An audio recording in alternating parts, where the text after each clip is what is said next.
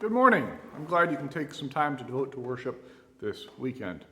If you are going to be able to join us in worship here at the Methodist Church, I would draw your attention to two pieces of paper you will find going forward in our entryway. First, we have started having a half-page bulletin again, the order of worship for those who want to know the hymns ahead of time and the readings. And then on the back will be our announcements, the same announcements that are on the screen. And the most important piece of paper that we'll print this year is this. This is the plan for the year. If you open it, you'll find Shelby Methodist Church gives itself to the community, invites people to join us, grows as a disciple, and serves our neighbors. Those four things, give, invite, grow, serve, are how this is organized. Our opportunities to give ourselves to the community with a fish fry, times to invite. We have some interesting times we've put together to invite people to church this year, how we're going to grow as a church, and then on the back, how we're going to go serve in our community. So please grab one of these. It will be in our entryway. It will be mailed out. It will be put on Facebook. It will be emailed out. And if I could get it on a carrier pigeon, I would do that too. This is something that everyone who's connected to this church needs to have one so you know what's going on going forward. So today we move on to the sixth commandment. It's a short one. Don't kill. There are no interesting translation issues around it where you can say, well, it's actually don't murder, and murder is different than kill. It has to do with intentionality. There's no dancing around with this one. It is as direct as it seems. Don't kill. We've moved cleanly on from the beginning of the Ten Commandments, love of God, and now we're into the love of neighbor chunk of commandments. And we have the how to love your first neighbors, how to honor your parents, your first neighbors. And now we get into how to love the rest of our neighbors. And the most important way we love our neighbors is we don't kill them. That is considered a good thing. Now, it's not... the Ten Commandments, it doesn't say don't kill because life is sacred. There isn't like this life is sacred line of thought that we find here. What we find in the Old Testament is that we don't kill because the life of each person is God's, and God is jealous. It's not our life to take. It's God's life. God is the one who has this life. And so God cares so deeply that about the value of this life, that it's God's life, that if the life is to be taken, there is a cost for it. An eye for an eye, a tooth for a tooth, a life for a life. And yes, it is kind of an interesting tension that life is so valuable that if you take it, you must give up your own life. And then what about your own life? Like there's a kind of a tension there. But the law lays out, as this is the Ten Commandments are the beginning of teaching people how to live as God's people. Like the law unpacks this over time, laying out things like in Deuteronomy 22, we are to return stray animals, protect mother birds, and put guardrails on buildings because guardrails protect life. So that if you're on a second-story building, the Jewish law is you have to have a guardrail around the top of it. You have to establish cities of refuge as you go into the promised land. If someone accidentally takes the life of another, what we would now call manslaughter, there would be cities you could flee to preserve your own life because the family of the person killed could come after you. And so you would have a city of refuge to which you could go.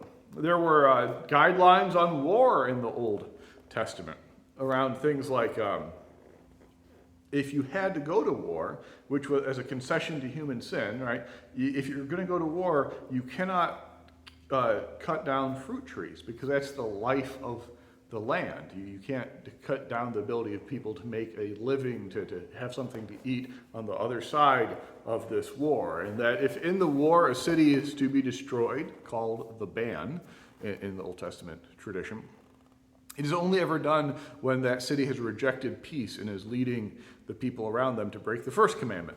You shall have no other God before me. Right? The Old Testament makes some interesting nuances around about preserving life. Like if you wake up in the middle of the night and there's a thief in your house and you react to protect your house and the thief is killed, you are not held guilty. But if it is during daylight and if you kill the thief, you are at fault and guilty, right? So there's a contextuality there of what's the situation. And if you can see the person, even the life of the person, even if the person is thieving from you, that person is God's. So don't take that life. As with the rest of the commandments, this is a commandment that has both what it states and also what it implies going forward. It says, "Thou shalt not kill." Okay, that's how you start loving your neighbor. It also then moves on to say, "You shall love your neighbor directly." Like that's how you start to love your neighbor, but then how do you actively love your neighbor? This is what we read of in Genesis, or in Leviticus 19:16. And then again in Matthew 5, when Jesus is reading this is his commentary on it. And if we want to read the Bible well, I think we should read it like Jesus read it. And so Jesus looks at something like the sixth commandment, "Thou shalt not kill," and says, okay, now what that's going to mean is you actively love your neighbor, actively seek the good of your neighbor. All right, so this is then developed over time as people understand more about this. We read in 1 John 3. "This is the message you have heard from the beginning, that we should love one another. We must not be like Cain, who was from the evil one and murdered his brother." Right? So we go back to don't murder, don't kill, right? Don't break the sixth commandment.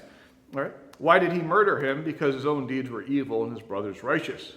"Do not be astonished, brothers and sisters, that the world hates you. We know that we have passed from death to life because we love one another. Whoever does not love abides in death.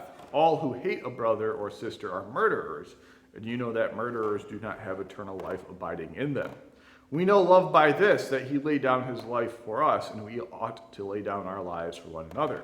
How does God's love abide in anyone who has the world's goods and sees a brother or sister in need and yet refuses to help?" And so 1 John, this letter, the argument goes from don't be like those first brothers, right? Don't murder. And in fact, you don't just stop there. It's you look at Jesus and you see how Jesus lays down his life for others. And in fact, we go forward and we do the same. So there's this is the beginning of a line of thought. It's not just don't kill, but actively seek the good of another. I was thinking about this, and a certain refrain came to my mind as I was pondering the nature of life and how we see it, how we understand it. To quote the refrain from Dr. Seuss's Horton Hears a Who, "A person's a person, no matter how small." And I think that, and Dr. Seuss, if you haven't read any Dr. Seuss books, they're just amazing. It was a joy when my children discovered them again. And the story of Horton Hears a Who is that there's this, Horton is an elephant, has very big ears, and so he can hear what other people cannot. And he hears these itty bitty little people who are living on a flower, this small little flower. And you can't see them, but you can only hear them. But only Horton here can hear them because Horton has these big ears. And other people do not believe that there are any people here, and so they mock him and they make it hard for him. And in the end, the Who's, become as loud as they possibly can, and in the way that only happens in storybooks, and wouldn't it be nice if it happened more often in life. The people who are immediately convinced and say, there are people here, and so they change their mind, and the antagonists change their mind, and now they will help Horton protect the Who's that he has heard. The Who's who are so small that you cannot see them, you can only hear them. But they agree that a person's a person, no matter how small. And hearing that voice again, I think about that a person's a person no matter what, right? That if we think about the reason that we are bothered when someone dies, it is usually a sense of relationship, right? And I'm in a relationship. The people when we lose someone, we are aware of the people we lose who die, and we're related to them.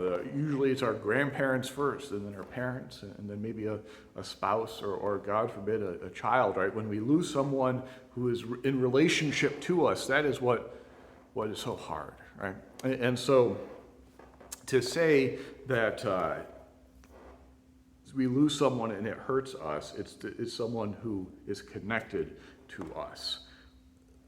And the thing is, everyone is connected to somebody, right? A person's a person no matter how small, no matter if we're related or connected at all, if you'll forgive my own little take on that line, right? Everyone is connected. Everyone is a mother or a wife or a child. And most importantly, everyone has their first relationship. And the first relationship is that they're God's. And so for a person to be killed is an offense against God, because everyone's first relationship is that they are a child of God, whether they acknowledge it or not, whether they live in community that worships God or not. That is the first relationship. Everyone's a person, no matter how small, and everyone's related as a child of God, right? And the thing about this is that it's easy to lose track of this, because one death is a tragedy, a million deaths is a statistic. Like that's a challenge of following. One of the challenges of following Jesus is to remember that every death truly is a tragedy against God. It's a breaking of the sixth commandment. And so it is something we need to actively hold on to proclaim loudly, is that we are people who stand for life, that life is God's. And we say that as people who live in a culture that produce more death than any previous century. One way to think about this, if you look at how common it is to have an unnatural death, a death other than by old age, in the 18th century, you had one unnatural death out of 179 deaths. So 1 out of 179. In the 19th century, it was 1 out of 96. In the 20th century, it was 1 out of 27. You can see the arc there, right? We are in a culture that is progressively more deadly to people. People are dying by unnatural means on a more and more regular basis. And we live in a culture in which we have to grapple with such practices and ideas as euthanasia. Euthanasia, suicide, abortion, and the death penalty, all of which are ugly practices involving death. And so we are called as followers of Jesus to live in such a way that an elderly person would never feel like they're anything other than treasured, such that anyone would ever consider euthanasia. We are called to live in such a way that no person would ever feel so alone that suicide would seem like the best option. We are called to live as such a people that every child is welcome as a gift and is cared for and loved for and raised to follow Jesus into the fullness of life. We are called to live as such a people that would never give up on a person and declare them so far from God's grace that they cannot be forgiven and repent, thus, and give them over to something like the death penalty. And for those times when one of these ugly practices happens, euthanasia, suicide, abortion, or the death penalty, when one of these things happen, we weep, because they're horrible. Like, even if what happened was the least bad option, which often seems to be the case when these things happen, right? Even when it's the least bad option, we weep with the people impacted, because to take a life is an offense against God. They were God's child, and that life should not have been taken. And to be clear, I'm not getting into each of those topics is a sermon unto themselves. I just want to point out the broadness of how much death is part of our culture today. We proclaim into such a culture that we are people who seek life, because every person is in a relationship in which they matter with others, and most of all to God. And we are striving not only to not kill, but to seek the good of life, seeking to follow the way that Paul lays it out. It's in Romans 12. If your enemies are hungry, feed them. If they are thirsty, give them something to drink. For by doing so, you will heap burning coals on their heads. Do not be overcome by evil, but overcome evil with good. Our response to practices that are ugly and then deal with death is to point towards, here's how we live, and you are welcome to be part of this. And so we are charged to be a community that does that, right? To overcome evil with good, to do it in a consistent way.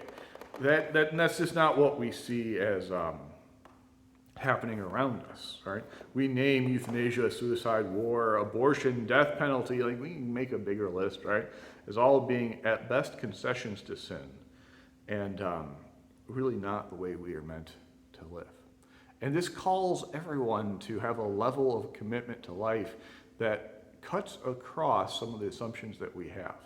Like I remember a moment of I took some glee in this. Maybe I should or shouldn't have, but I'll tell you, there was a moment in the not too distant past when the Pope was speaking to Congress and speaking out against abortion, and there was a bunch of people standing up and clapping for him. And he turned, and on the very next sentence, he said, and also, in addition to getting rid of abortion, you should get rid of the death penalty. And the people were clapping. Life is life, right? A person's a person, no matter how small, no matter if you like them or want to deal with them at all, right?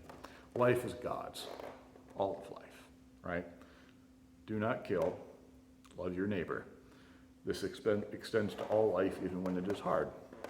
And this commandment really is the invitation to become truly peaceable, right? It begins with not killing our neighbors, but then it directs us to becoming a community that welcomes life, that receives life as a gift, to be a community of life and peace in the midst of society that is just far too comfortable with death.